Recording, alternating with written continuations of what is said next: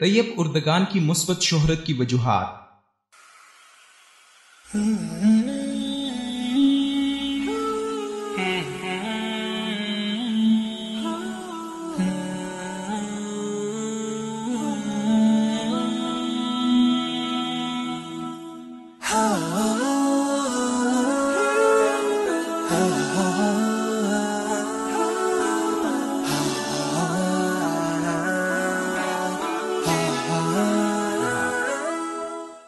Tayyip Erdogan کا نام اب دنیا بھر کی سیاست میں عوامی خدمت اور ملی غیرت کا استعارہ بن چکا ہے، اور دنیا بھر کے حکمرانوں کی ایک بڑی تعداد طیب اردگان کی مقبولیت سے خائف نظر آتی ہے۔ ادھر پاکستان میں بھی ہمارے سیاسی لیڈران کے مداح اپنے رہنماؤں کو اردگان کے ساتھ تشبیہ دینے کا کوئی موقع ہاتھ سے نہیں گواتے، مگر ایسا کرتے وقت وہ بھول جاتے ہیں کہ طیب اردگان نے اپنے ملک ترکی کے لیے ایسی کیا خدمات سر انجام دیں جس کے نتیجے میں وہ ترکی کی عوام کی آنکھوں کا تارا بن گئے۔ ایک ایسا شخص جو محنت کی عظمت اور حلال کسب معاش کے حصول کی خاطر اپنے وطن کے گلی کوچوں میں شربت اور ڈبل روٹی بیچتا رہا، جب سیاست کی غلام گردشوں کا رخ کیا تو اپنے ماضی پر کبھی شرمندگی کا اظہار نہیں کیا۔ سیاست میں قدم رکھ کر عوامی خدمات کو اپنا حقیقی نصب العین مان کر ترکی کی ڈوبتی معیشت کو سنبھالا اور کساد بازاری سے نجات دی، مہنگائی کا خاتمہ کرتے ہوئے بے روزگاری میں کمی کی،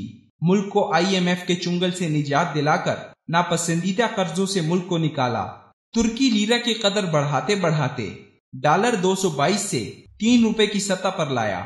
بجٹ میں تعلیم کے لیے مختص رقم بڑھائی، بے روزگاری میں 17% کمی کی، روزمرہ اشیاء صرف کی قیمتوں کو غریبوں کی پہنچ میں کیا۔ اردگان نے اپنے مخالفین سے کبھی ذاتی پرخاش نہ رکھی، نہ ہی انہیں ذاتی انتقام کا نشانہ بنایا، پارلیمنٹ کی بالادستی ایک ووٹ کی اکثریت سے بھی قائم رکھی، ایسے جدید پارک بنائے جس میں نابیناؤں اور معذوروں کی واک کے لیے الگ ٹریکس ہوں۔ اردگان نے کبھی اپنے اور عوام کے مابین فاصلے قائم نہ کیے۔ اردگان کی پارٹی نے لگاتار 4 قومی انتخابات میں مسلسل کامیابیاں حاصل کیں اور بلدیاتی انتخابات میں بھی اپنے کامیابیوں کا تسلسل برقرار رکھا، اور تقریباً 1.5 عشرے کی کامیاب حکمرانی کے بعد بھی عوام کا اعتماد خود پر قائم رکھا۔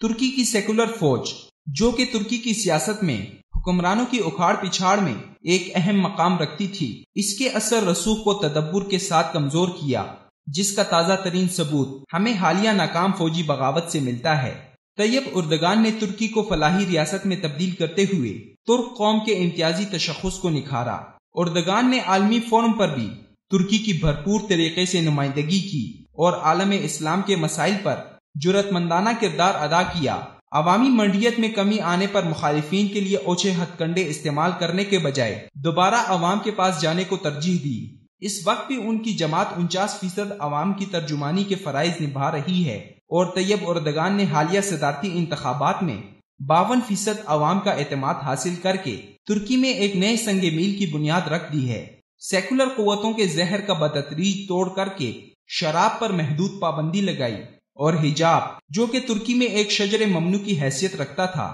اسے اس روحانی طور پر بیمار معاشرے میں اس کی کھوئی ہوئی عظمت دوبارہ لوٹائی۔ عبد الفتاح سیسی، بشار الاسد، نور المالکی جیسے بدنام زمانہ مسلمان حکمرانوں کے درمیان طیب اردگان ایک ایسے اول الاعظم رہنما ہیں جو امت مسلمہ کے لیے ایک نعمت سے کم نہیں، اور امت مسلمہ اردگان کے سابقہ ریکارڈ کو مد نظر رکھتے ہوئے ان سے بہت سی امیدیں وابستہ کیے ہوئے ہیں، جس کا انہیں بھی احساس ہے، اور شاید یہی وجہ ہے کہ انہوں نے کبھی بھی کسی مسئلے پر امت کو مایوس نہیں کیا۔